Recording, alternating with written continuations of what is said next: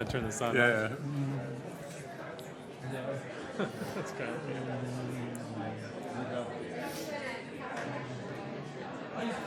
I'm just going to have it sit on this slide while she presents. Okay. So I bring the screen up and down. Okay. That's a good idea. Good. All right.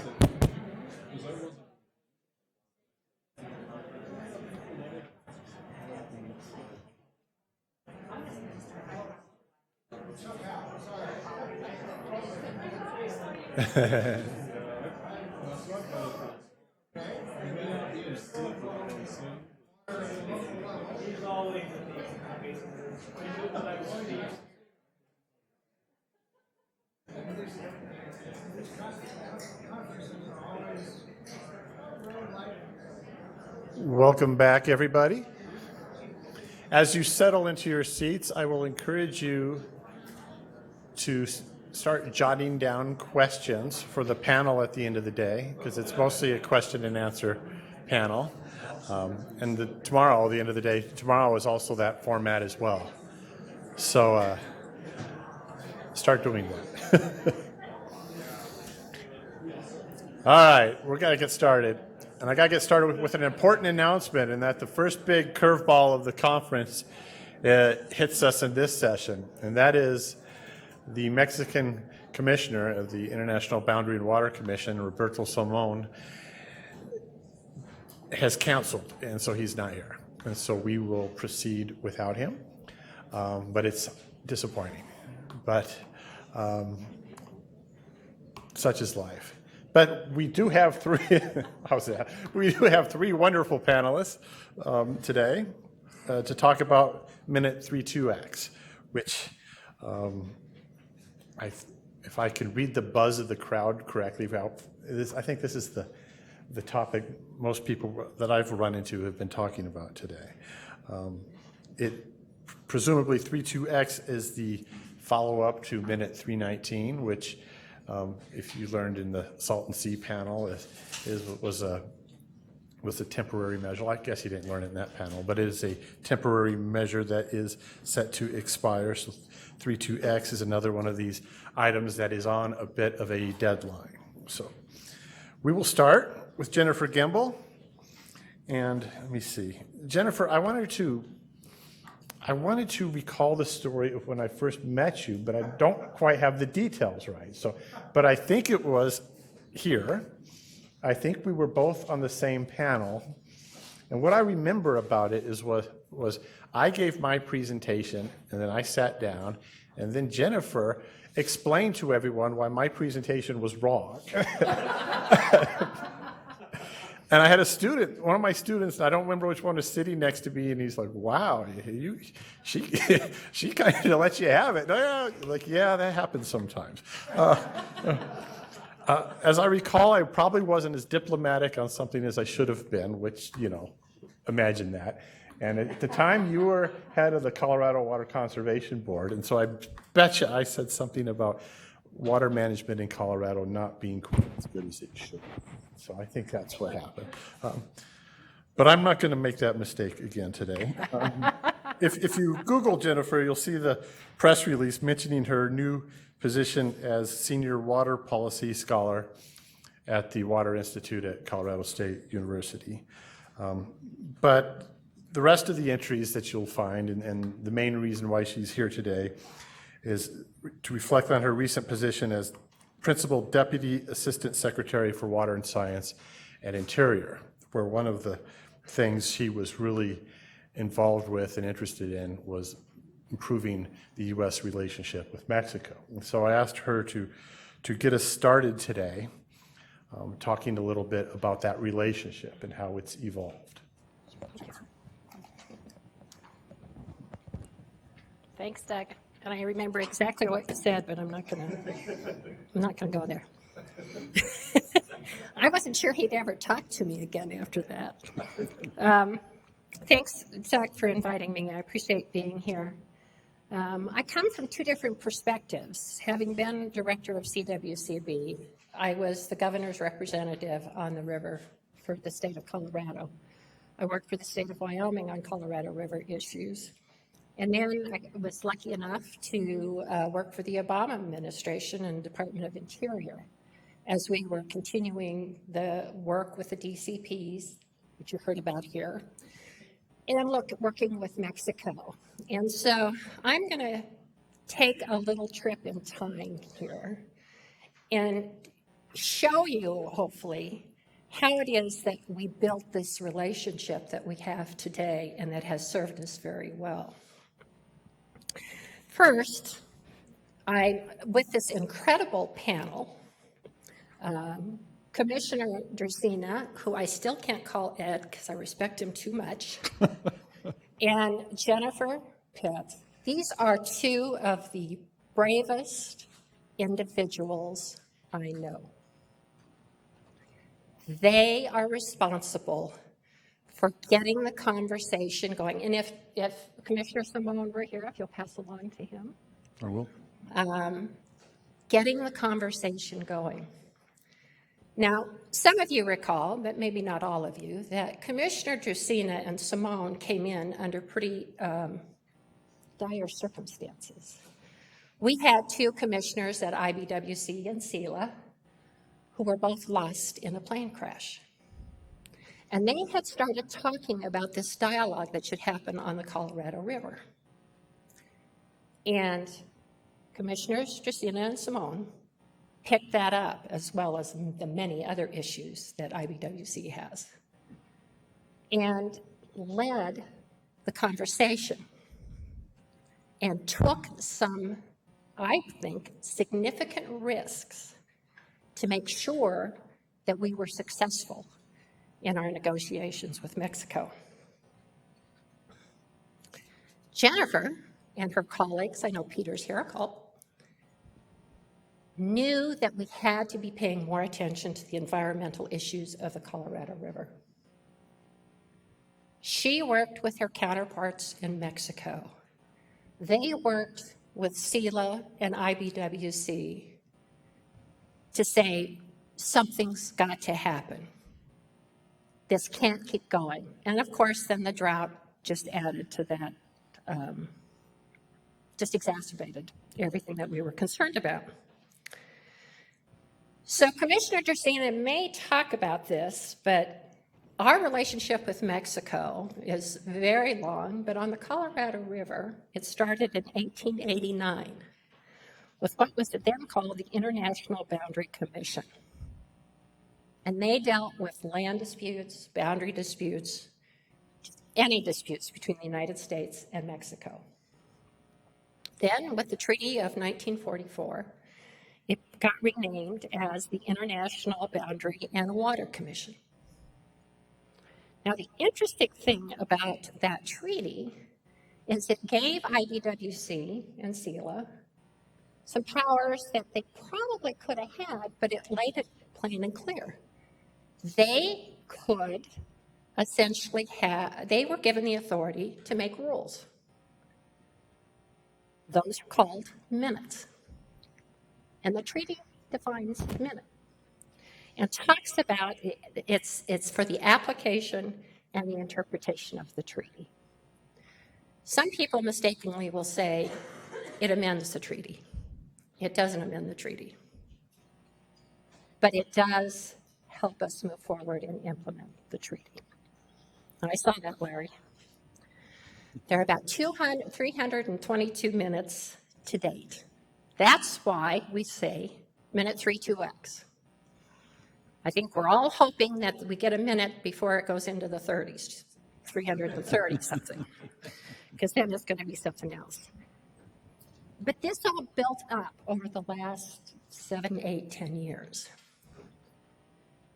Jennifer and her work with the commissioners and the other folks in Mexico concerned about the environment got a conversation going about how do we have conversations on the Colorado River in the interest of Mexico and in the interest of the United States.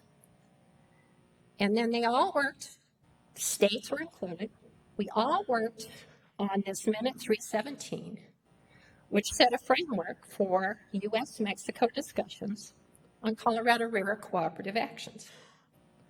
It recognized the interests of the states, of the NGOs. It established several binational working groups and a consultation council consisting of the 2 commissioners, federal agencies, and the basin states. So that was a very good framework. And then another disaster happened, and that was the earthquake in Mexico. And so out of necessity, we came up with Minute 318 that allowed Mexico to store Mexico water in the United States. Now, we had started talking about Minute 319, what ended up being Minute 319, and some of the pieces of that, and you've all probably 2 or 3 sessions ago talked about Minute 319. But let me remind you a little bit of what that was. It was groundbreaking in 2 respects. One with respect to what was agreed, and the other one in how it was agreed to. So we had the drought. Mexico, very concerned about climate change.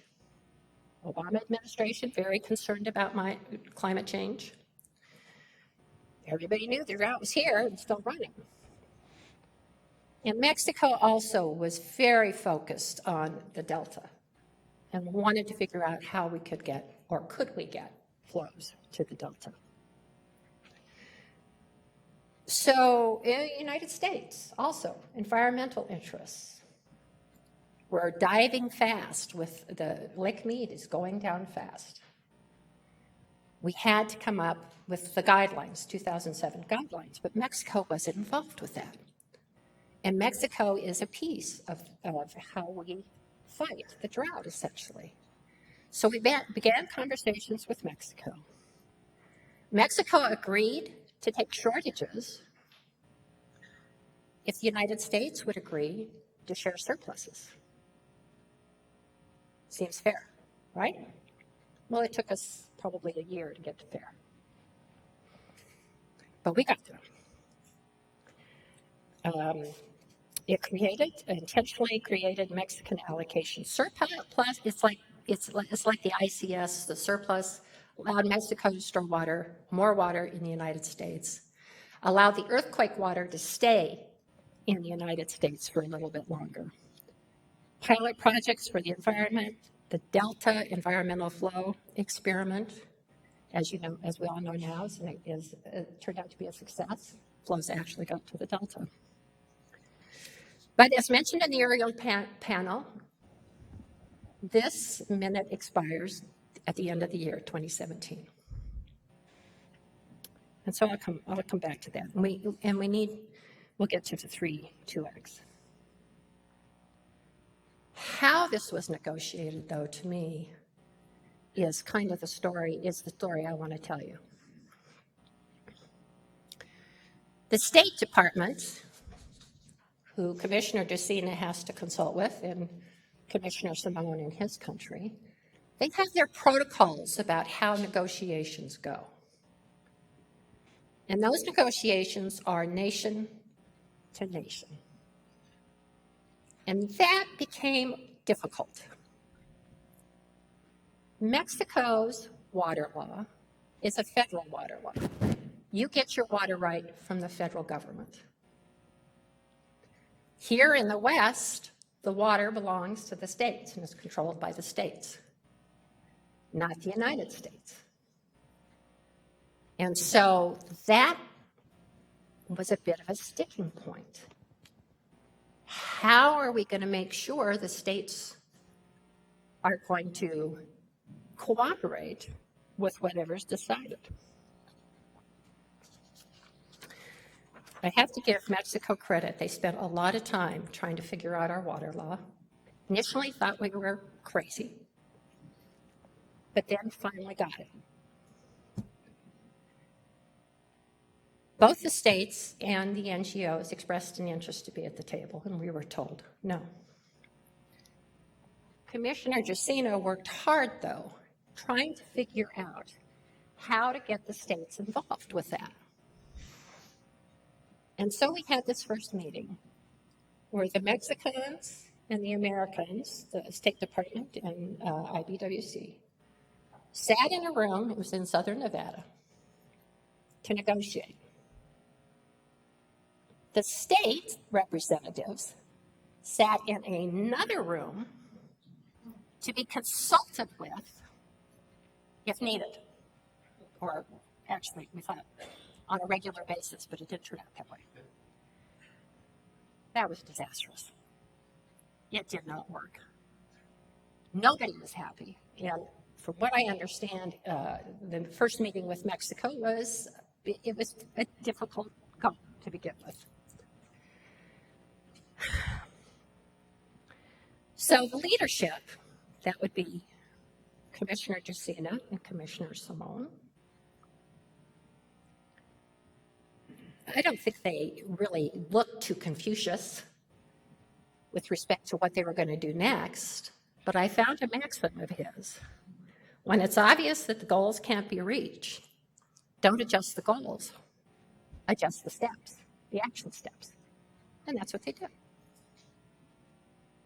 Commissioner Jusina had to convince the State Department that the states should be at the table. Commissioner Jusina had to convince his government that the United States, the 7 basin states, need to be at the table if we're going to be successful. Both of those were big risks. But they pushed. They had help, I believe, from Secretary Salazar, Deputy Secretary Mike Connor, Commissioner Connor at the time, and decided that where we wanted to go was important, and it was important to the river. And so we had a common goal. We just had to figure out how to get there. The commissioners, and now I mean 3 commissioners, Commissioner Connor, Jusina, and Simone, attended every negotiation session, but they didn't stay in the room. Another wise leadership move. They let the technical folks and the lawyers hash it out, and when there came to be a standstill, they would come in and help us through that. They were the principals. They had the authority to give us the guidance we needed to move on. Now, we found out quickly that an intimate negotiation group of 30 to 40 doesn't get you very far, very fast.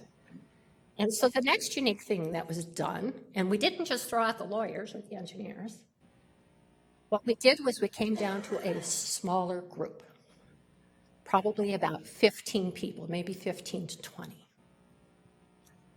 And that became a core group that spent hours and hours and hours figuring out the deals, and then after the deals were done, figuring out how to put them on paper, both in Spanish and both in English. Now, fortunately, and this is a comment on how arrogant we Americans are, fortunately, all the Mexicans understood English and could negotiate in English, although protocol wouldn't let them at the time.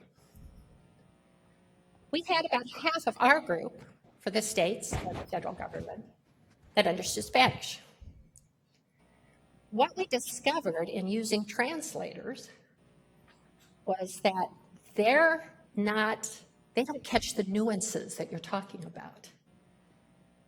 And I can remember hearing the translation thinking, oh good, we got a deal. And Karen Kwan calming me down and saying, no, we don't. That's not what he said. So we had that goal to get over. Again, another risk. Commissioner Jusina and Simone agreed to allow the small group negotiating in English. And that, again, helped get us further along. But we were very careful to make sure we understood how this would translate to the Mexican government. And then in the very final stages, They sat in a room side by side and did the English and then did the Spanish. And that's what got us where we needed to get. We were successful. You meet with somebody as you all know, if you meet with somebody enough over the course of 2 years, we managed to gain a lot of friendships on both sides of the border. And I believe those friendships have helped us in negotiating Minute 32X. And I saw Jennifer, I just want to step back one step. The NGOs, Jennifer and Peter and group, were very interested in how the negotiations were going. And were willing to allow the states to sit at the table and have the states consult with them on a regular basis. We brought them into our strategy meetings. So we tried to keep that connection as close as we could. They were not at the table, but we tried to be sure that they were there in spirit.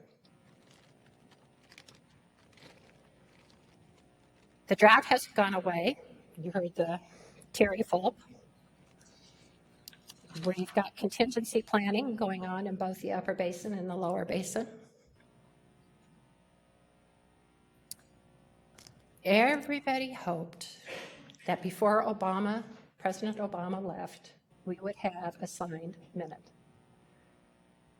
But we couldn't get a signed minute without a drought contingency plan. And that took a bit of doing, as you heard.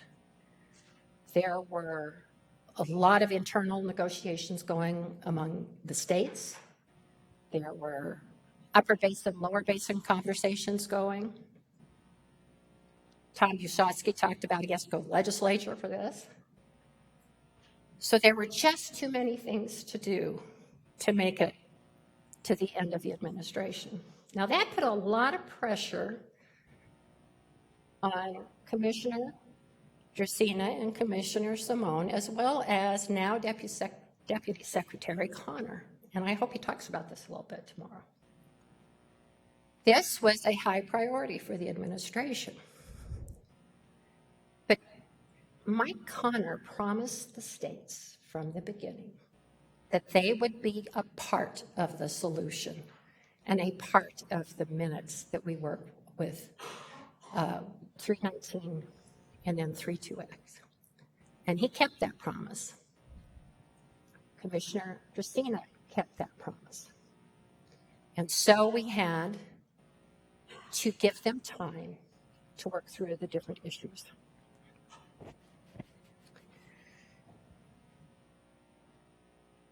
Those friendships that were forged in 319, with the help and the leadership of Commissioner Dresina and Commissioner Simone, will serve us well in finishing Minute 32X and beyond. Now, Commissioner Dresina was appointed by the Obama administration. He works at the pleasure of the president. Commissioner Simone works at the pleasure of his president. And you all know that the Mexican president and the United States current president did not have a great start. A little bit bumpy. We have worked hard on the Colorado River to make sure that the river issues stay out of Big P politics. I can think of some examples. And I think that has served us well. When Secretary Jewell left, well, first of all, even though they didn't get to a Minute 32X signing, Commissioner Dresina and Commissioner Simone said, we're going to keep talking. Secretary Jewell, before she left, wrote an order instructing the Bureau of Reclamation and Department of Interior to keep working on the drought contingency plans and to keep working on the minute. they're doing that. Secretary Zinke has come in. I don't think we've seen any changes in how, in the fact that we're still negotiating. You heard people talk with the DCP that we hope to have it done by the end of the year, if not the first of next. And that's an important piece to what we agree to with Mexico. So, leadership, bravery, and continuity. Terry Folk, Jennifer McCloskey, Bob Snow. And Doug, I'd love to hear Bob Snow's reaction to some of this. Okay, great. That was their continuity. Even though the political party changed, those people you all know are good people. They have forged those relationships. They can keep going. So it's that trust building and relationship building that's been so important. At the signing of Minute 319, and Commissioner Justina, I don't know if you remember this or not, after the signing, and they all had some business to do, so the rest of us kind of went out on a patio at a bar, and we started having a good time. And I'm here to tell you, wine and tequila don't mix. But we had a good time. And they came out of their meeting, and I went up to them, and there was this long table. And I said, this is your success. You had Americans and Mexicans changing, looking at pictures of kids, talking about what they were going to do, talking about their kids. It was great. That was success. And it reminds me of a Henry Ford quote I found. Coming together is a beginning. Keeping together is progress. Working together is success. So I think Minute 32X is a success. Thank you.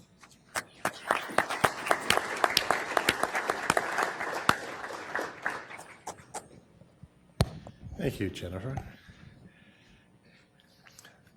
Okay, this was, again, the part of the program where we're going to hear from the two commissioners, but we will hear instead from one commissioner, Commissioner Ed Drusina. And I've asked Ed, I've said, go ahead and expand your remarks a little bit and obviously not ask you to speak for your counterpart, Roberto Salmon, but at least give us an idea of what those conversations have entailed. So that's what we're going to do.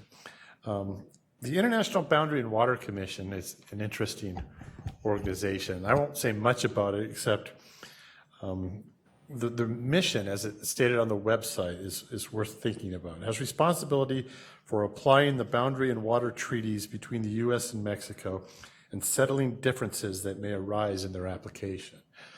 We heard in the last session that the boundary treaty leaves a lot to interpretation. And Jennifer raised this issue of U.S.-Mexico relations at the moment being a little interesting. So that mission, I imagine, and that job of being a commissioner has not gotten any easier. So let me just leave it at that. Ed Drusina has been the U.S. commissioner since 2010. Before that, he was basically in the engineering and construction industry in the private sector, working on a lot of interesting projects, including the world's largest inland desal project, which I think is an interesting story as well. But I will leave it at that. Ed, take as much time as you want. Okay. Well, if you don't mind, I'm going to stay here. There was a couple of gentlemen in the previous panel that kind of inspired me to sit here and talk from here. And if I'm going to go a little longer, then my legs might collapse or buckle or something. But no, thank you, Doug, and thank you, Jennifer, for the kind words that you gave me. And I got a PowerPoint here that was sent to me about 10 minutes ago. But I had intended to use it, so I'm going to leave it on this particular slide, and then I'll just talk through some of the remarks I had pulled together. as you've heard, Commissioner Salmon couldn't be here today. He called me a couple of nights ago and was had a critical action occur in his government and something that pulled him away. So we'll know more in the future as to what was the cause of that, his inability to be here. But I can honestly tell you that he and I had been talking about subjects that we were going to talk about today. So we had kind of tag team it. So I'm going to take my piece and then he'll have to follow up later with his piece.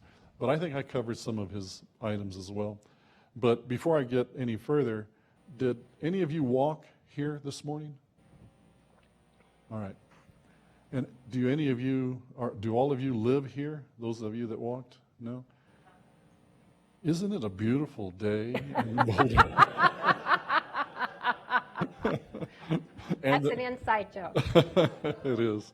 And I don't see how you guys ever leave the city. It's so beautiful. I mean, as I walked over the mountains and everything, the mountains in El Paso, the Franklins are not as green as these and not as, they don't have those slopes. But the topic I was asked to address today is U.S. interest in Minute 32X.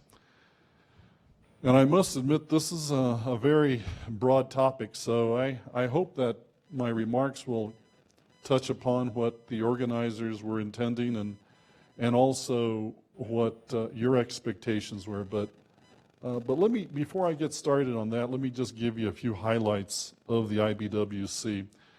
So those of you that have heard this about 20 times before since 2010, you can take a little snooze, but the rest of you that have not heard about the IBWC. Okay. All right. All right. So we don't have to leave the building. I was kidding around earlier. I was glad there weren't any television screens up on the wall because I may have to leave quickly.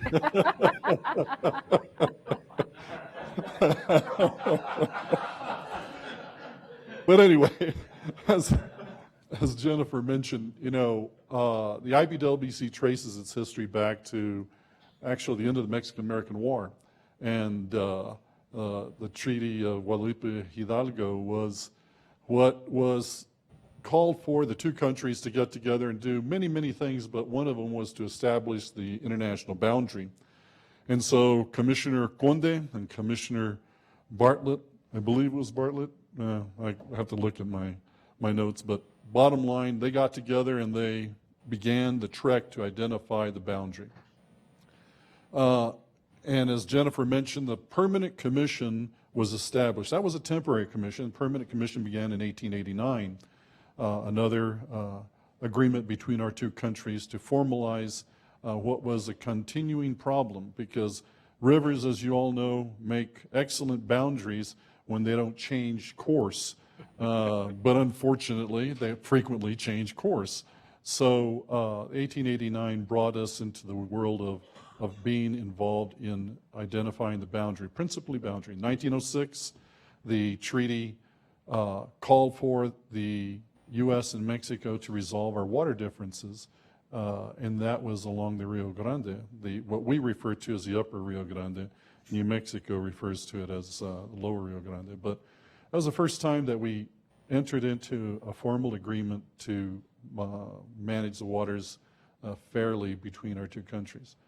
Now, we say it's fairly. I don't know if Mexico still says that it's a fair distribution, and that has been a little bit of a point of discussion between me and Commissioner Salmon over the years. Then 1944 came around, and the modern day IBWC was created.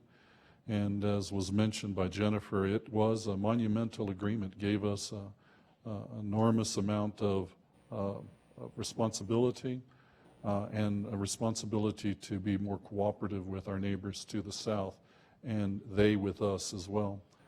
But it established the United States and Mexican sections. It allotted waters from the Rio Grande to the two countries, and this was the lower Rio Grande.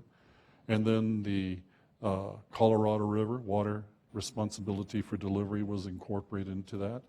1.5 million, as you all know, and then the Mexican deliveries to the United States at 350,000 acre feet per year on average, based on a 5-year cycle. Very important difference in the interpretation of the delivery of water, the responsibility for that. And then decisions that the Commission would make as a result of that treaty could be formalized in what was mentioned as a minute. And that minute process has been studied by folks all over the United States and honestly around the world. We've had opportunity to give presentations to different countries. Jordan, Israel was the last one, and we went through this process of how we are able to come up with these kinds of agreements, interpretations of the treaty. So it's an interpretation, just as was said earlier. It's not an amendment, it's not a changing of the treaty. It is strictly the Commission's way of interpreting the treaty. And if you read any of the minutes, you'll see up front and in the document, it makes references to all of the treaties that it does use as the basis for our interpretation. So, and once implemented, once agreed upon, they become as powerful or as respected as the treaty itself. And then all of you know, probably better than I, that those are the attorneys in the room. I just out of curiosity, how many non-attorneys are there in the room? Oh, great. It's one of the few meetings I've gone to. There's not. But those minutes, as implementing agreements, forge a commitment by both countries, and the country views these minutes as the treaty, and the treaty very much as you view your Constitution. So it's an obligation that you have to your country and to the country you have this agreement with. So that's a pretty high level, pretty high bar to consider when it's been given to a commission of just a couple of engineers, one from the U.S. and one from Mexico. So let me get started a little bit on today's topic. As I said, it's pretty broad based, so I had to write some notes down to try to keep myself focused on it. But and I had to look at, all right, is this the U.S. interest in Minute 32X from the Department of State's perspective? Is it from the Washington, D.C. legislators' perspective? Is it from the Colorado River Basin state's perspective? Well, I threw that one out right away because I'm not going to dare try to touch on how the states view Minute 32X and the interest in that. But I have been very encouraged by the conversations I've had today and here recently, and actually the cooperation that we've had throughout this whole process. But I'll leave that interpretation to them, and I think we heard a little bit about that earlier today and probably will later in the day today and tomorrow. But some of you probably have heard about a state that's a little bit below us from this point, Texas, and they have another viewpoint of the interest in Minute 32X. So with regard to Texas's view, you probably are aware that there's one legislator that in the state that has championed a new interpretation of this and has gained a lot of support from the state of Texas. And it goes this way. It is interpreted as so if the U.S. releases Colorado River water, this is a requirement, an attempt to pull the two sections of the 44 treaty together in interpreting the delivery of water. And so it says if the U.S. releases Colorado River water to Mexico, at the same time, Mexico releases water to the United States from its Rio Grande tributaries, thus requiring requiring that the two countries would release equally. Now we know that the treaty calls for different amounts, but at equal times, and if there's any shortage that were to occur from one or the other, that they would be compensated from the other system. Well, this goes against what the treaty says. This is a very unusual step in my mind, but it is still being debated and it's still being presented. As a matter of fact, I was mentioning to some of the folks, I just received a letter this past week on this point from 2 senators and 5 congressmen on the border that I'm responding to. So nonetheless, so it's something to keep in mind that that's still out there. That interpretation needs to be considered and positions established on both sides. So what are the U.S. interests in Minute 3.2x? Over the years, and I've had a lot of opportunity to meet with a lot of very powerful, very well-known legislators across the United States, and I've tried to frame my discussions about Minute 3.2x as a cooperative measure to protect both the U.S. and Mexico's interests in a critically important river system. You know, it's well understood, you know, in the United States and in Mexico that the drought now is on 17 years. My notes have 16. You know, we're going 17, probably on the edge of 18 years. And I heard earlier from some folks, well, the drought's over. I don't think I heard that from Terry Fulp, but I'll honestly tell you that, yeah, there are a lot of positive signs, but there is it takes years to get out of a drought. It doesn't occur in one season. So this is something that I have had the opportunity to discuss with legislators and business leaders and people across the Southwest.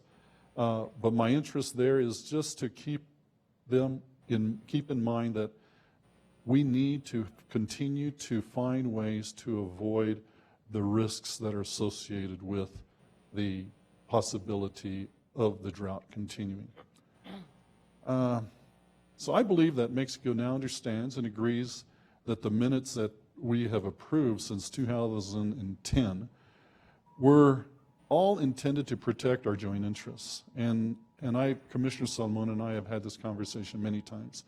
It is change, it's transition from 2010 till now. There was doubt and skepticism on his part as to whether or not we were being upfront and honest with what we were presenting.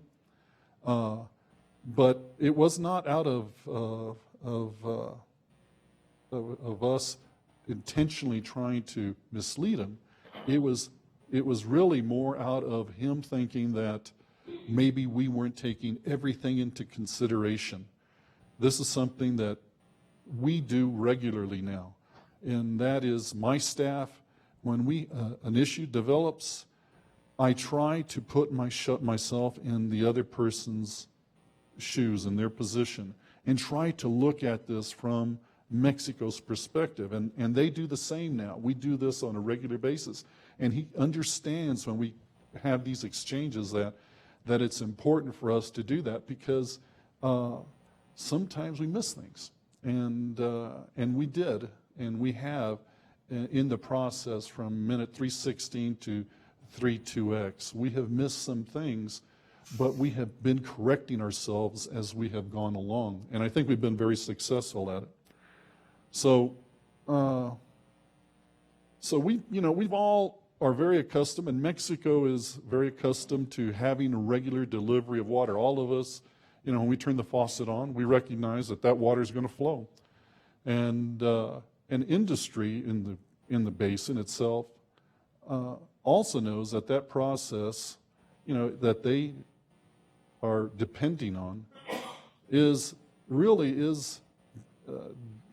the machinery that runs our country. Everything, the water that we so accustomed to, it depends on that regular delivery.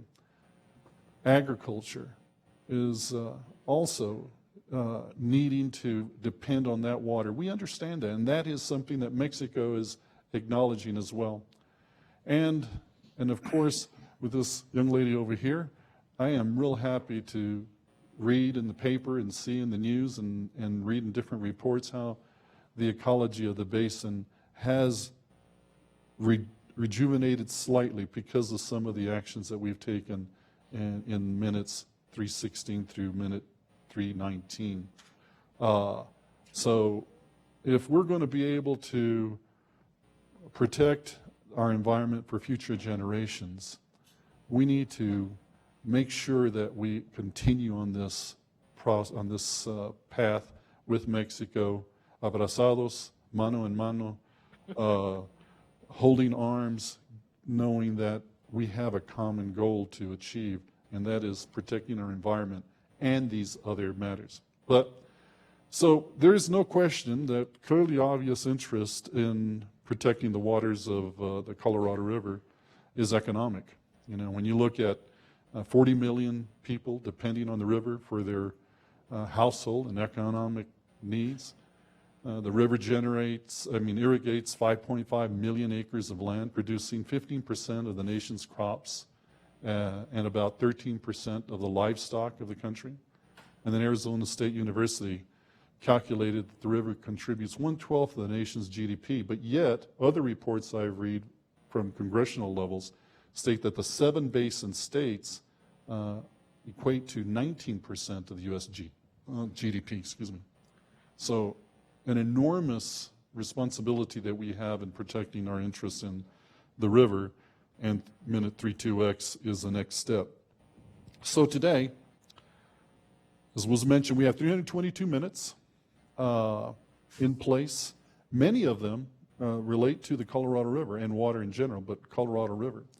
Minute 242 was a salinity minute, where we were delivering water to Mexico in high saline level, and it got to the presidential level, and the president said, this must stop.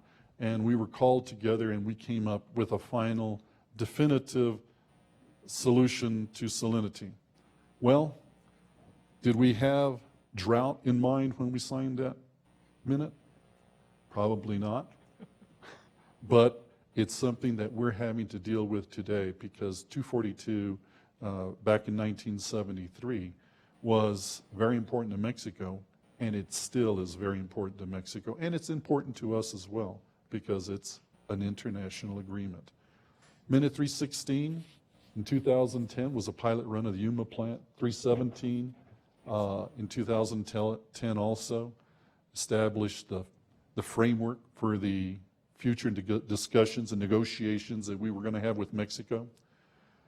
318, I remember that. Lori Gray Lee and I, she was at Bureau Reclamation.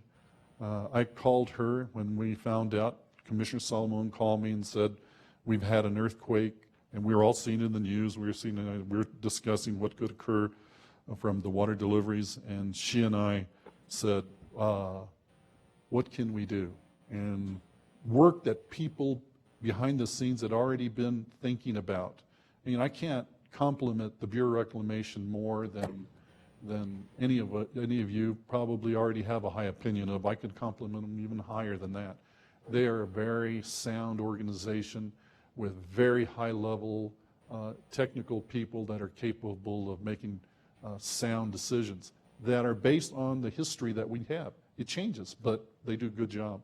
But at that time, she and I had this conversation, and I suggested, what if we offer them to store water?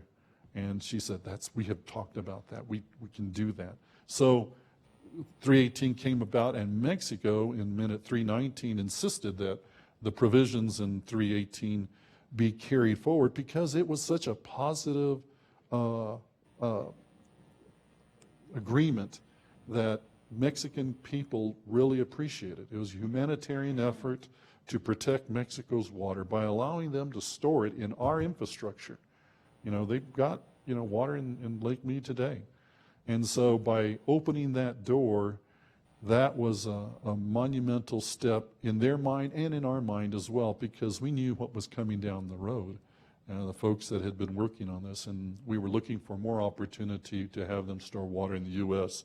and then possibly, I can say in this crowd, exchange with Mexico next to me, but sell is a word that we wouldn't use when we were with Mexico in the room. Bottom line, they were giving up their water, but they were getting reinvestment to conserve water in their country, and that was a huge step. So all of you know 319, storage of additional water in the United States, shared cuts during low reservoir conditions, increased deliveries during high reservoir conditions. I have a little bit different recollection of that, but we'll go with the high reservoir conditions were added to incentivize this whole option, and it worked, and they benefited obviously. So it's basically the same. And then the environmental and water habitat enhancement was enormous. The salinity management that came out of 319 was starting to get us thinking more seriously about that. And it was a great compromise that we entered into in that minute, and we're working towards in 32X. And investment in water conservation projects, as I mentioned, that was big for Mexico, as you all can imagine. That means, whether it's lining channels or designing laser leveling fields or doing different activities to make that water last longer, Mexico really accepted that and embraced it. There was a lot of confusion in Mexico, I must admit, but just the last couple of, as far as what projects were going to be executed, in the minute there's some identified, and there was one big one that was identified, and we had to switch projects. Well, I'm happy to report, we're in this final year of the minute, and they have sent us 64 projects that they would like for us to execute. And those 64 projects, I say we to execute. They've identified them, they've scoped them, they're entering into design, and then we will transfer money to complete the design. Once the design is completed, they will go into construction. The U.S. section will be observers during that construction to make sure that what was intended is being constructed. And then we end up with 64 water conserving measures that will protect Mexico's interests, and we in turn get the fair share cost of that water in water to the United States. So we're buying water, basically. Okay. So how does the current draft 32X compare to 319? I've covered a little bit of that, but let me just provide a little bit more. It provides certainty for water planning purposes, especially during shortage conditions. The 1944 treaty does not define extraordinary drought. That's a very important point, which is what creates that uncertainty that we have. But by agreeing upon shortages through the minute 319 and 32X, which we hope will get done this year, we can avoid that potential conflict. Both include an exchange of investment in conservation projects in Mexico. Mexico and the basin derive the long-term effects of the conservation. We make that initial investment. They will have that infrastructure perhaps for 15, 20 years, depending on the life of the structures that they're building. And there are obvious environmental benefits that I know Jennifer Pitt will talk about in a few minutes, so I won't go into that. Mexico's stored water will again, which is again being retained in Lake Mead, as it was in 318 and in 319. Many of you don't recognize, or perhaps didn't recognize, the fact that that is what kept us from going into shortage. So there, at the time, it was between 2 and 3 feet of water, and 1075 was the action level. And Tom Bushatsky mentioned this. I believe he mentioned it today, but I know he's mentioned in other presentations I've been with him. And believe me, that's a huge, huge step. It protected us in not having to go into shortage. And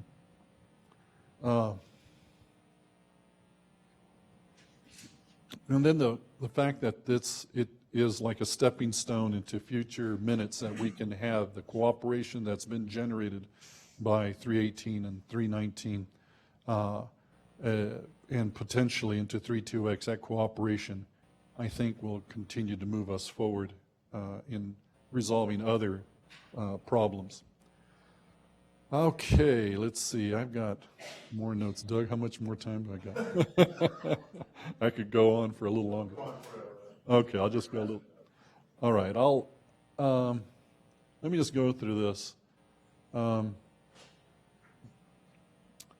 Late last year and early this year, some people were concerned about signing our Minute 32X. It was already in draft mode and is in draft today. And the reason was, you're into one administration, you're going to a new administration, and how's that going to sit with the new administration? So it's an understandable concern. We understood that there wasn't any political concerns, but there were domestic issues that developed and were rising up. We can't afford to let individual domestic issues interfere with our national interests. We need to work together to find a way where we can make them both work together. But we had worked for years to get to that point, and we had the potential of signing an international agreement that would have avoided us having the uncertainty that we have today. So I'm very encouraged by what I've heard over the last week or two, and I think we're past that. There are certainly domestic concerns, but we have an opportunity here that we can't lose sight of, and that is we have a willing partner to work with us in achieving what we want to do to protect Lake Mead and the Colorado River system to the level that we can, because we don't know what that drought will do to us in the future, but it's going in the right direction today. Let me just ask, because someone else asked about this, the federal perspective from Washington and particularly the State Department. The State Department really looks at us and looks at the 1944 treaty as being a marvelous technical document that avoids conflicts with our neighbor to the south. And while we don't have any permanent people in top positions in the State Department, the support staff has told me this on many, many occasions, that the 44 treaty and the way we have been able to work, the basin states, the United States, Texas in many parts of it as well, is a success, and they support what we're doing and want us to be successful with Minute 32X. In the water, I was at a water congress this last week in the Yucatan Peninsula, and I won't tell you it was Cancun, but but it was. But it was. I went only for the purpose of meeting with Deputy Director General Victor Alcocer, his right-hand man Alfredo Ocon, and the new replacement for Alfredo Ocon, Horacio Rubio, and other power brokers in Conagua were there, and we talked about Minute 32X. And I suggested, because they've told me this privately, how much they want this to go forward, I suggested that they do that as part of their panel, and they did. And Tom Bushatsky was there, and is Tom here? Yeah, there he is. Yep. And they made that proclamation. They are solidly behind Minute 32X today. Will they be behind it tomorrow? Perhaps. Will they be next month? Yes. But December is a pivotal point for both of our countries, actually the end of this year, because January of next year, Mexico goes into its new presidential election mode. And when that happens, they start to clam up. They don't want to start to get into controversial topics and subjects. If we don't do it this year, there is a good chance we won't see it for a year and a half to 2 years, because then the new administration will come in, new personnel come into all the top positions in Mexico. It takes them 6 months to a year to get up to speed in understanding how to achieve to understand the work that we've done already. So the iron's hot. It's time to strike. Thank you very much.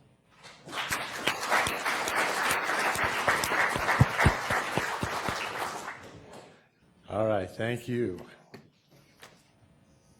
Our last speaker in this session is Jennifer Pitt, who is the Colorado River Program Director for the National Audubon Society.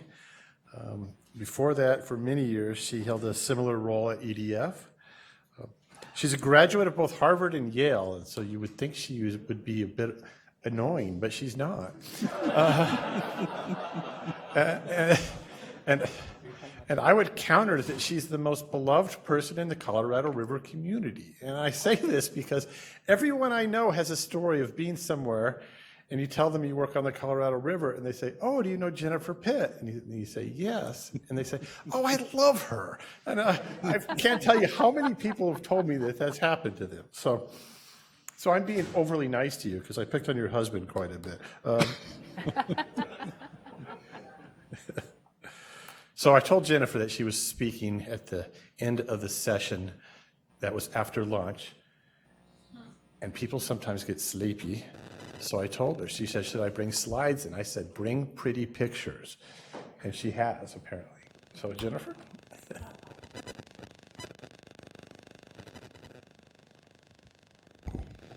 Thanks, Doug, and it is nice to see so many friends here. Hi, everyone.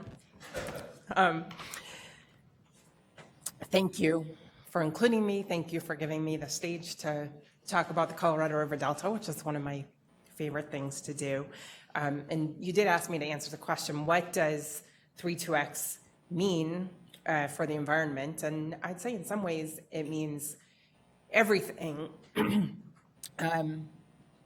It really does mean the possibility of continuing restoration work of habitats in that last 100 miles of the Colorado River at scale. Without U.S.-Mexico cooperation, the NGOs can still move ahead with some version of habitat restoration, but it's going to be greatly diminished because we won't have the two federal governments at our side as we have since 2012 or 2013. And we won't have the visibility and the profile and the public excitement to raise private dollars that have been so instrumental in helping us advance this work. So Minute 32X really in some ways means everything. And at the same time, and I think echoing what you've heard from the other two panelists, US-Mexico collaboration means everything for the Colorado River Delta. This is an environmental resource at the border, and the legal framework doesn't apply. It's a classic border environmental challenge, and we have no legal tools to address the challenge of habitat degradation there.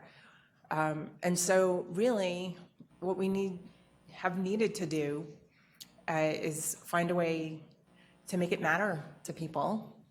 And then once it mattered to people, find a way to have a framework where the two governments could be working together and to give them the opportunity to take care of something that matters to people.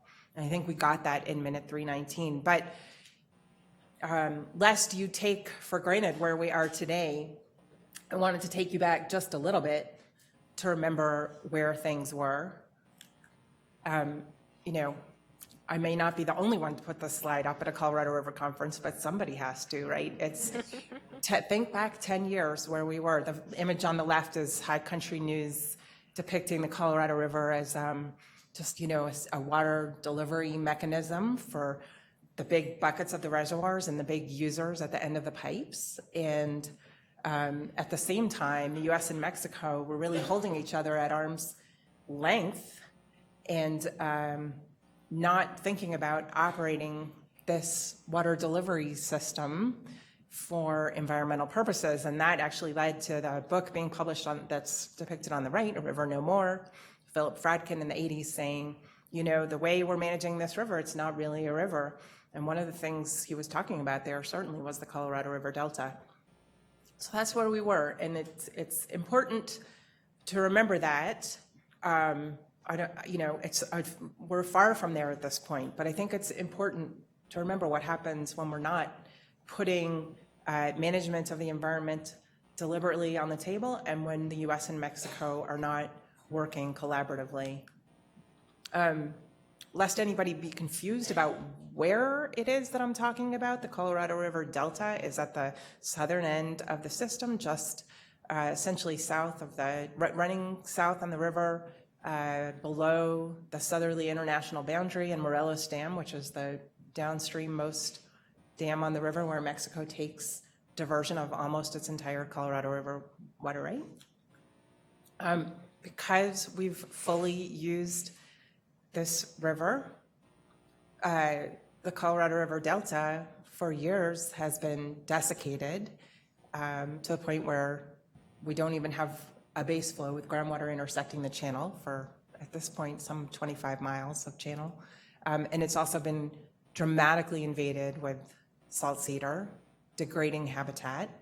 And while there is good habitat down there and it does have some good remnant habitat, these conditions have been worsening over the last nearly 2 decades now with the drought. And as the environmental community was trying to figure out how to address that, it became clear to us that U.S.-Mexico collaboration was the only thing that was going to get us there. And yet we were coming to that realization at a time when relations between the U.S. and Mexico on the Colorado River were perhaps at their nadir over the dispute around lining of the All-American Canal. And there was even litigation moving across the border and diplomatic notes being sent back and forth.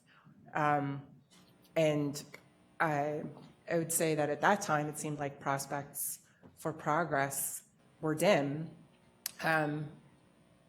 But one of the other factors that began to become really clear to people around that time was that this drought on the Colorado River was not temporary, and we were beginning to see real impacts in our big reservoirs. That's Lake Mead, around 2005 or 6. And, you know, for those of us who'd been looking at the Colorado River Delta and the challenges there, we knew this was an over-allocated and overused river, but not everybody was paying attention to that issue. But when this bathtub ring started showing up, a lot of people started to realize, oh, we have a unsustainable use of the river going on here. We are out of balance. And that was in some ways an essential condition for us to turn the corner and start that U.S.-Mexico conversation, because it's certainly clear to me that bringing the environmental issue on its own to water managers, to the IBWC, to Reclamation, to Interior, to State, and to those sister agencies in Mexico was not enough to get their attention to try to take care of the issue on its own. But when water supply to millions of users was threatened, to users on both sides of the border, that became a framework in which the U.S. and Mexico then found that they did have the focus to start those discussions. So we started discussions. And you've already heard, Jennifer did a nice job of talking about the meetings, and there were a lot of meetings, and the meetings essentially started in 2007, late 2007, and continued, you know, for 5 years to get to minute 319. We met outside sometimes. We met so many times that it started to feel normal that we were meeting in a triple-wide trailer just north of the border fence. This is where, seriously, a lot of the meetings have taken place. And all of those meetings led to the successful signing of Minute 319. And so that had some notoriety unto itself, but I think people weren't quite aware of what the environmental component would be until we got to 2014 and were able to begin implementing the most celebrated part of the environmental component of the minute, which was the pulse flow. And I'm going to take you through that and then try to take you forward to where we might be going with minute 32X. So in 2014 in March, the U.S. and Mexico cooperated in a release of a little more than 100,000 acre-feet of water for environmental purposes into the Colorado River Channel in its delta. The release took place over a period of about 8 weeks, and what you're seeing here is that Sunday morning at about 8 a.m. on March 23rd, when the gates first cracked and we had our first deliberate release into the Colorado River of water for the Delta, for the environment really ever in history, the first deliberate release for that purpose. And as soon as the water started running, it started making its way down the channel slowly, but over time, we started to see water everywhere in the channel. We, succeeded in having the Colorado River reappear temporarily down in the Delta. And remarkably, as the river reappeared, wildlife showed up really quickly. That was actually a big learning experience for us, is that the birds just showed up, and the surveys show that it's not just the regeneration of the forest, it's the open water itself that they are attracted to. The Delta is a pinch point on the Pacific Flyway, and the birds are moving through this corridor, and it's actually really important for them to have food source, to have a place to restore themselves as they are making their way through the Sonoran Desert. So it is one of the many reasons why we are trying to make sure that there is a corridor of restored habitat through this region. As soon as the water showed up in places where there were people began to gravitate towards the river in droves, and that was actually one of the great things to celebrate about the Pulse Flow. And in fact, by the time it was Easter week, there was truly a fiesta going on down by the river. I was not there. This is my friend Oswald's photograph, but I did get to experience families coming to the river, kids seeing water in the channel, seeing a river in this dry, sandy channel, perhaps for the first time in their lives, and then people bringing their parents out there to see a river that once had existed, that they hadn't seen for decades, running through, and just kneeling down to touch it, to reconnect with that resource. I mean, I think they'd missed it, and they were happy to see it back. So as you can see from the pictures. And then much reported in the press, well, perhaps not with great ecological significance, but I think some great human significance, maybe emotional significance, was the fact that the river did eventually make its way down to the Upper Gulf and meet the tidal waters of the Upper Gulf of California. And this was taken, I think, March 17th, and then the next day, March 18th, those two bodies of water, one is sort of tidal water coming up a tidal channel, and the other, at the top of the frame, is the Pulse Flow flowing south, and they met. And that reconnection was the first time in a long time. And I don't know that it created any new great habitat, just that flow itself, but certainly was symbolic and meaningful to a lot of people. And we heard about it from a lot of corners of the world, actually. But what I want to turn to is the fact that while the Pulse Flow was tremendously important and brought a lot of attention and did ecological good, and most importantly, was designed by a huge binational team of science advisors to send a big hydrologic signal through the river channel so that the science community could go in and study how water moves through this river channel. And what they said to us is, you need a big signal so that you can pick up the impact. And if you are too diffuse, you're going to be confused about the readings you're getting. So it was very deliberately designed to be that big pulse flow. But it's not the only component of the environmental portion of Minute 319. There was also money to support NGOs in actually doing on-the-ground habitat restoration work, as well as that science component. And I have up here just some of the logos of the organizations that have been working together on restoration in the Delta, some physically on the ground, some supporting with policy work or communications work, and then, of course, our federal partners as well. But it's been a big collaborative effort. And on the ground, what it looks like sometimes is people going out and clearing land and planting trees. It definitely looks like bringing people in to see these areas, because I don't know, does it matter if a tree grows in a forest and nobody's there to see it? It certainly matters a lot more when there are people there to see it. and appreciate it. And we think that's part of what will make this effort sustainable, is to bring that community connection back to these places. And so that's an important part of what my Mexican colleagues are doing. And as I mentioned, there's been a lot of effort put into understanding how water moves in this ecosystem and how we do restoration. And I'd say we learned a lot from the pulse flow and also from other water that was delivered over the past few years, known as base flows.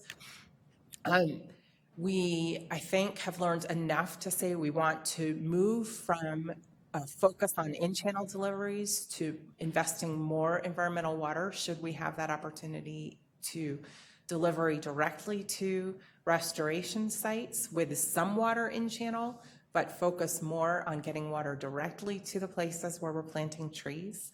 And we do expect to continue the monitoring effort so that we can continue to learn as we move forward with restoration efforts. I mean, we've done a lot of reading and there's a lot of literature that advises us on how to do the work, but you never know until you're on the ground how it really is going to unfold. And so this, the science dollars are critically important, and has also been an important exercise in bringing together teams of people from the United States and Mexico. And we not only have NGOs and universities, we have University of Baja California and University of Arizona centrally involved.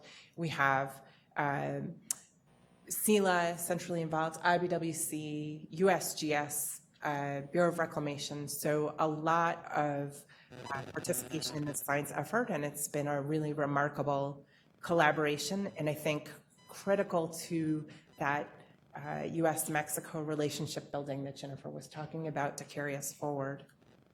So here's, I think, my only slide with words. Habitat restoration. Generally on this corridor, what you see is the sort of area of possibility where we can work on either making sure that some existing remnant habitat is maintained with adequate water supply, or we can actually go in and do the habitat restoration work. And what will have been accomplished once all the restoration money from Minute 319 is spent is more than 1,300 acres of new high-quality native habitat development.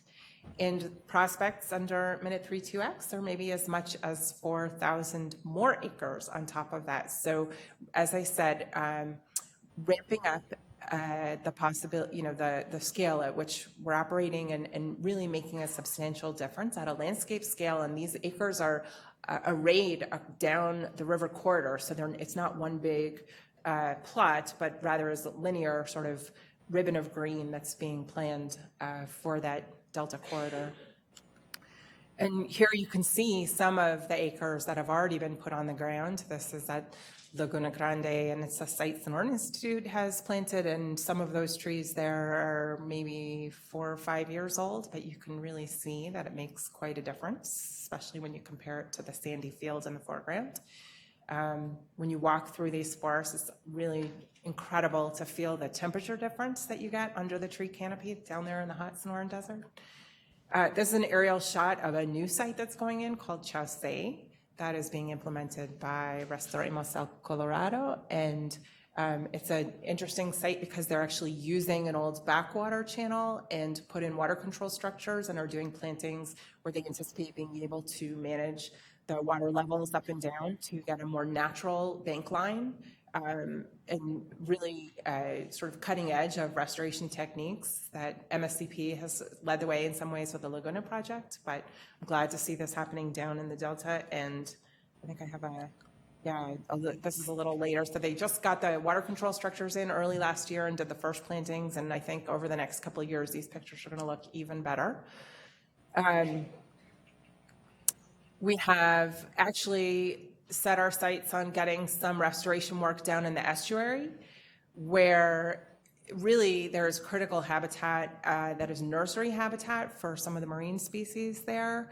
But there's been so little freshwater reaching this area that it's actually considered a reverse estuary at this point, where it's hypersaline because of the high evaporation rates.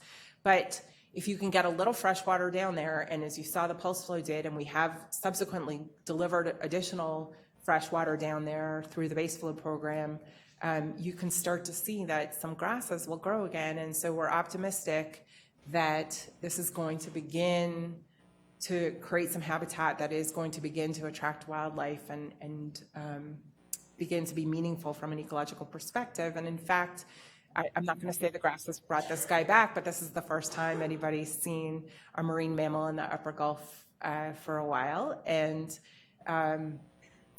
at the restoration sites up at Laguna Grande, there are cats that have been caught on camera. The Delta, of course, is known for birds. My colleague Osvaldo Hinojosa has documented more than 380 different species. And as I mentioned, it is a pinch point on the Pacific Flyway, and it's certainly why National Audubon Society has decided to go all in on trying to make sure that this place gets the restoration investment that it deserves. Importantly, it's beginning to build some momentum, and there are now people who have jobs as wildlife guides. So not only restoration jobs that we're seeing there, but people guiding visitors through the sites. And this, of course, also means that people are coming to the sites to enjoy them, to learn about them, to come in contact with water, which is something we may sometimes take for granted, but when you live in the Sonoran Desert, is a rare treat. The sites are being used for recreation, and that people really do go out and boat in them. And we hope that this effort can continue through Minute 32X. We have, the NGOs have put together a campaign to make sure that we can raise the funds that we need to make good on our prospective commitments in the Minute, because like Minute 319, which involved basically a three-way sharing of the restoration investments between the United States government, the Mexican federal government, and the NGOs. Minute 32X would do the same for water, for restoration dollars, for science dollars. And so we have this, if you're interested in looking at some more of the materials, we have videos and stories and pictures and even a donate button. Visit raisetheriver.org. We'd love to have you there. I'm optimistic that we're going to sign Minute 32X because we can't afford for the United States and Mexico to go back to holding each other at arm's length. We know what the drought has brought us over the last 17 years. Here's a reminder of what reclamation told us we have in store. Just, using already probably outdated climate models with a supply-demand gap on this river that grows and grows and grows over time, we need to be working together. So I am optimistic that all the wise people who need to make the decision to sign that minute are going to be wise and do so. And I like to show this picture. This is a print ad put together by some great comms people who work for Raise the River, and it's just this behold the mighty Colorado River, and it looks, it was put, I think it was published in Men's Journal or something, I don't know where, but you look at it and you think like, oh, looks so depleted, right? It's the Colorado River sinking into the sand. But you know what? That's a picture of the pulse flow. That's a picture of us deliberately sending water to help the environment. And to me, there's something really telling about that juxtaposition, which is that there was, it is not just today that the environmental community woke up and said we need to try to work on environment in the Colorado River, but it is today that we're getting some traction because water managers are realizing that we have to make changes to ensure sustainability for all of us who depend on the river. And as it is 2017 and we are in the 21st century with 21st century economies, communities, and beliefs, we have the opportunity, as we all agree we need to make changes, to make those changes accommodate some of what we all want to see for all water users on the river. And that's my presentation. Thank you.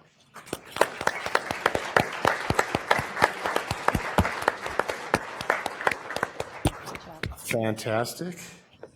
Those were, in fact, pretty pictures, so thank you. I'm going to go off script a little bit before we do the Q&A, because as Jennifer Gimbel mentioned in her presentation, I'd like to know what Bob Snow thinks about this. And where did Bob go? Where did he go? Oh, there he is, over there. Microphone is coming over. Bob is with Interior. He's with the solicitor's office and has been there a long time. And he remains in the heat of things and in the working on 32X diligently. And so I thought he could give a bit of an update. And why don't you give the short version rather than the long version, but the update of what it's like working on this issue in the current climate. How's that for phrase? Well, if you don't mind, I'll give the really short version.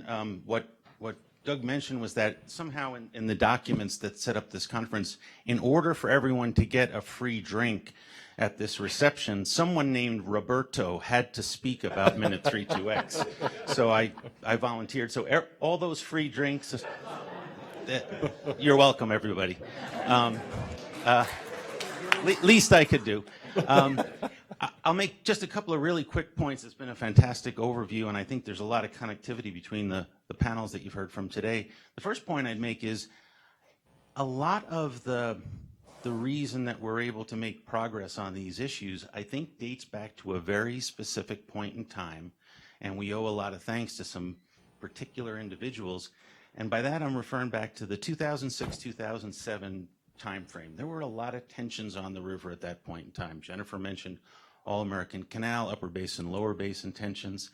But in 2006 and 2007, a lot of different people made a lot of different compromises in different settings, I think that put us on some very important tracks. In the 2007 interim guidelines negotiations between the upper and lower basins, the basins and the basin states chose to put in mechanisms for consultation and dialogue rather than litigation and confrontation, and that's carried us through to today. Also, fast forward to 2007, then Secretary Kempthorne sat down directly with the Mexican ambassador to the U.S. at the time, and those two men, I happen to be lucky enough to be in the room, said we need to chart a different course. The conflict that's taking place over the All-American Canal can be a very destabilizing thing for the health and safety of our countries. We could see violence at the borders. We, in fact, were expecting to see violence during the lining of the All-American Canal project. And they said, we've got to choose something different. So what they chose was a collaborative, consultative setting. We didn't know that the earthquake, as Jennifer mentioned, was going to come up. We didn't know exactly what the problem solving was going to be, but that's actually the lesson of the Colorado River.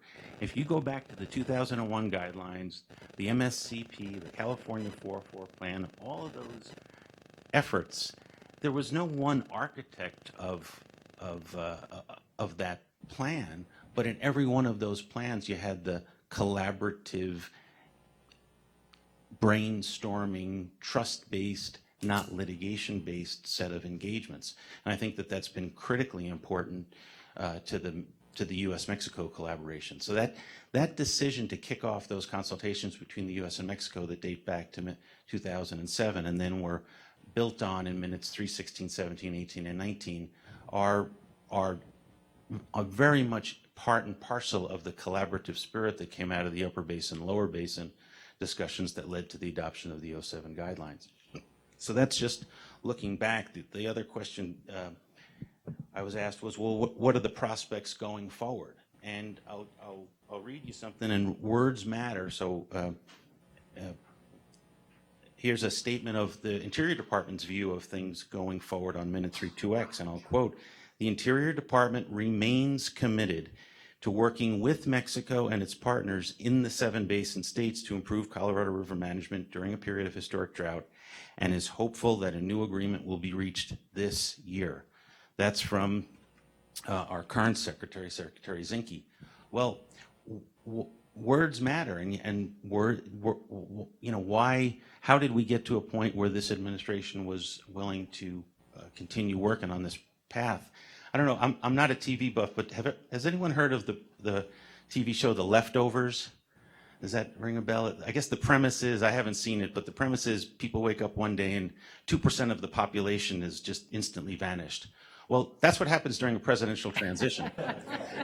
If you work at the Department of the Interior, you wake up one morning and 2% of the department has vanished. That's the last administration, and then new political appointees come in, and during the very first days of the new administration, what happens is a whole series of briefings. People are trying to get up to speed.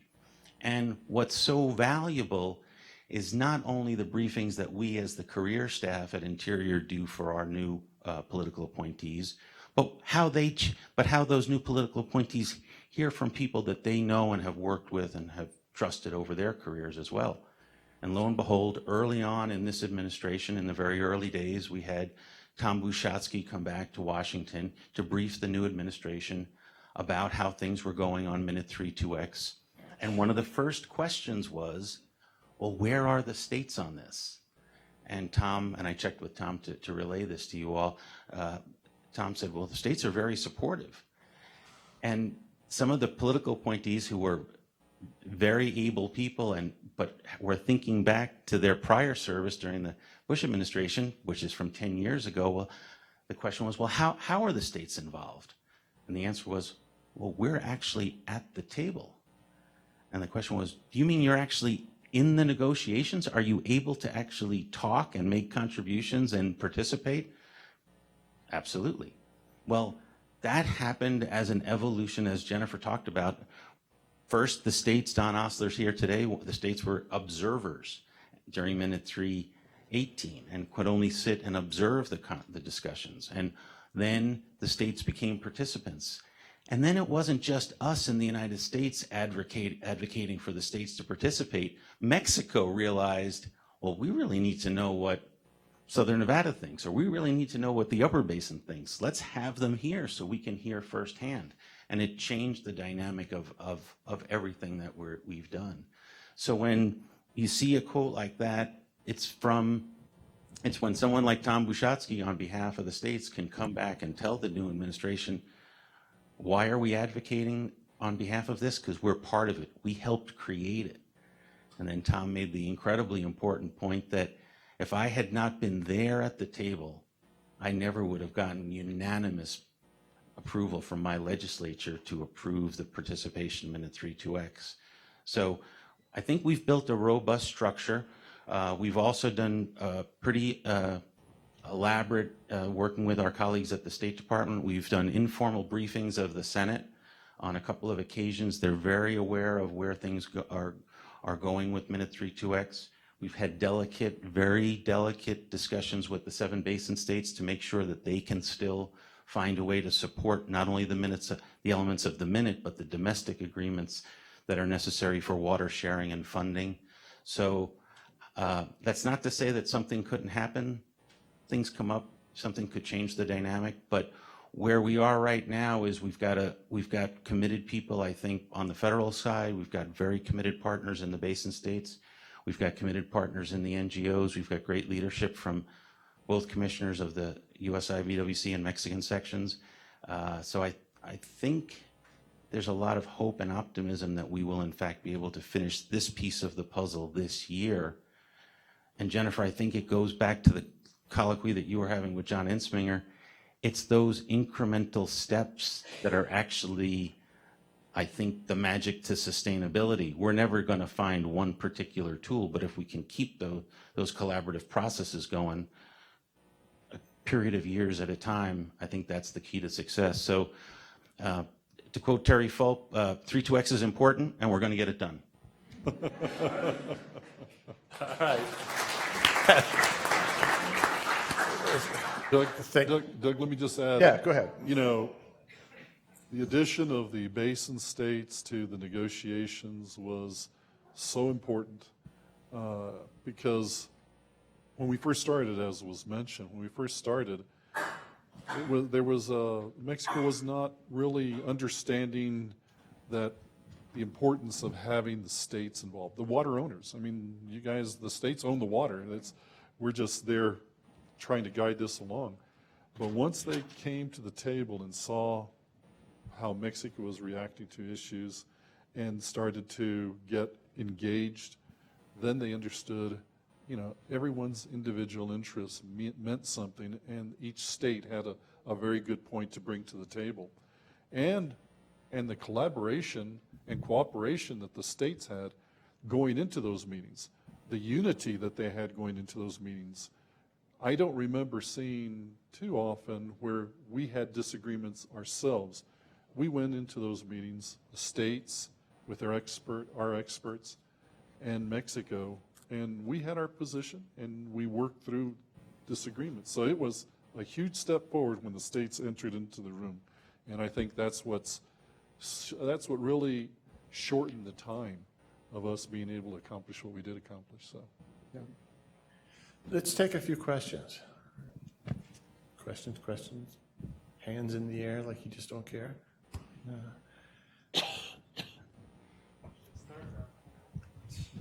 Wherever you are is wherever the question won't be. Well, before we go to that, I just want to follow up on Commissioner Dracina's comment. Sure. And that is that Mexico saw how valuable it was to have the United States there.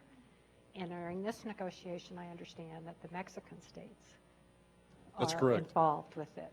They found that they had some disagreements in their country after Minute 319 was achieved, because, as Jennifer mentioned in her points, the federal government in Mexico owns and operates and manages the water in Mexico.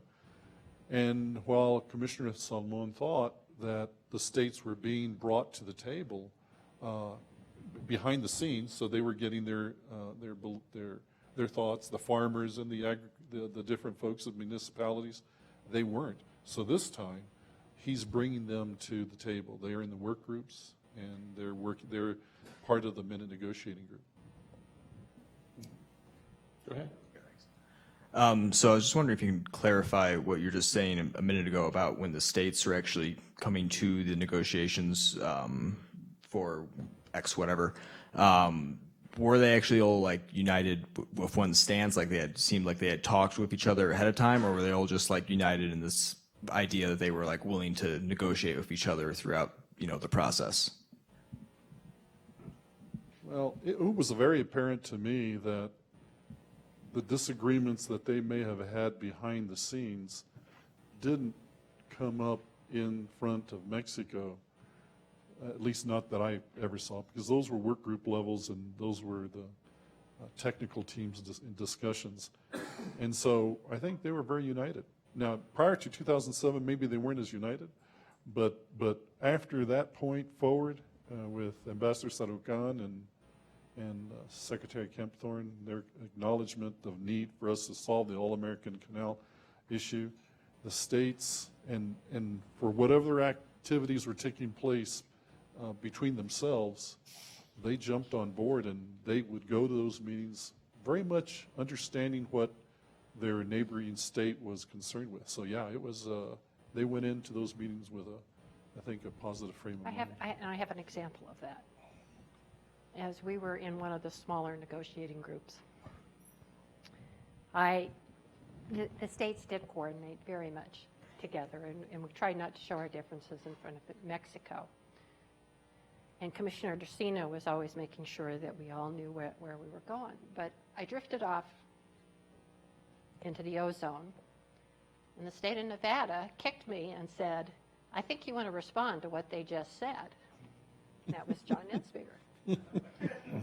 So he understood my position, and he understood that I would be concerned about what they said, and it was just one of those I drifted off. So I think that we felt like we understood each other's positions enough that it kept us together as we were negotiating. Sean, as you look for others with questions, let me ask a clarifying question. Jennifer, you said the thinking late in the Obama administration was that DCP needed to get done before 3.2x. I thought that's what you said. And we've heard that DCP really can't be done until the Arizona legislature signs off on it, and that can't happen till roughly a year from now, fairly early 2018. The question is, does it really have to happen in that order, or can 3.2x get done beforehand? Can 3.2x get done this year, as it was stated that was a goal? Several people have stated that as a goal, but it seems impossible if DCP can't get done this year. So how I would firm kick is that to either Commissioner Justina or Bob Snow, because I haven't been in those it? Okay, negotiations. well, yeah, okay, fair enough. Well, Bob, jump in if you like. But, And Bob throws it to. but no. There are provisions in 3.2x that give us opportunity to have a contingent aspect to it. So there is a possibility of us executing in 3.2x this year, and then the states that, having completed their legislative activities, would follow on and would be able to add that portion, put that portion of the minute into force. So in other words, so you have a contingent aspects to the minute. Roberto Nieves. By the way, that's Bob's name when we get together. Roberto? He's Roberto Nieves, Bob Snow. That's how Commissioner Sullivan refers to him. Okay. And Yes, yes. I don't know why that reminded me of this, but I wanted to explain the joke, the inside joke about it's a good day here in Boulder. It's a beautiful day. It's a beautiful day in Boulder. Every one of our negotiation sessions started with Commissioner Ducina saying, it's a good day here in El Paso. It's a good day in Tijuana. It's a good day. So that was why half the room laughed, because we've all heard that many times. Half the room has been in the negotiation. And, All right, and Sean? many of those meetings of people were not thinking it was such a beautiful day. Sean, do we have one more question? Of course we do.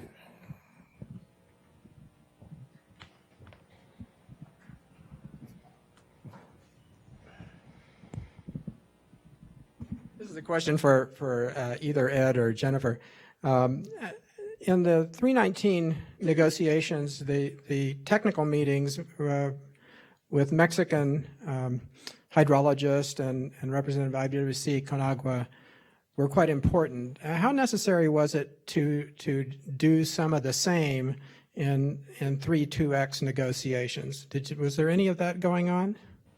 Oh, very important.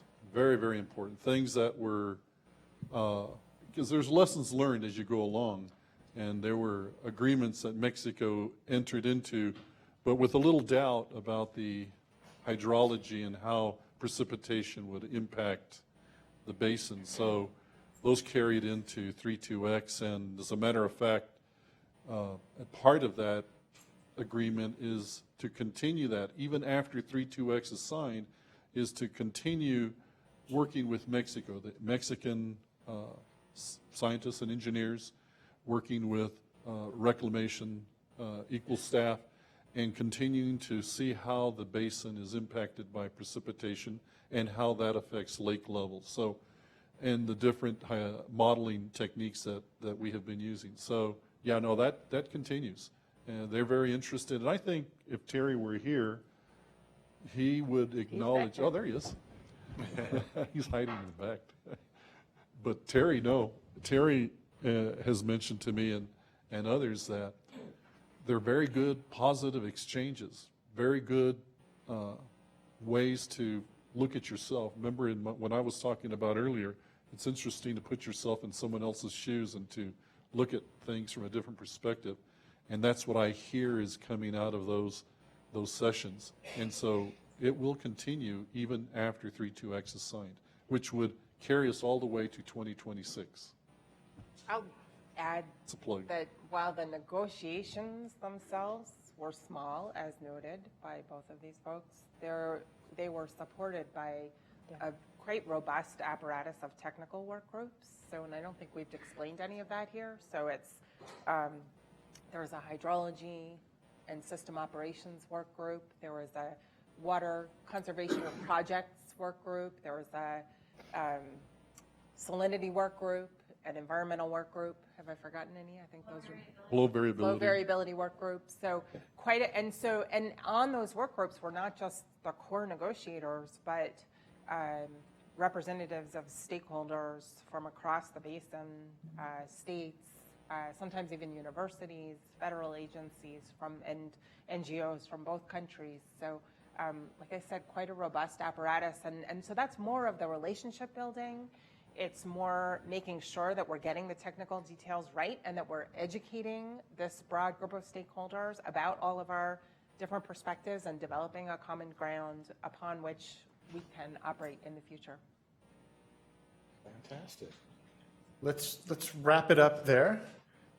Please thank our panelists.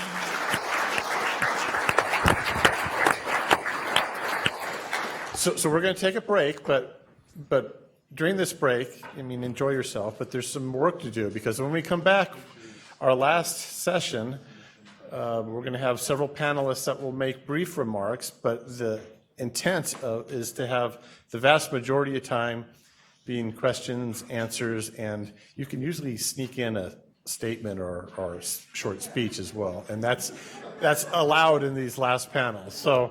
So think about what you want to say or what to ask or what to do, and we will reconvene in a half hour when you hear the cowbell. Thank you.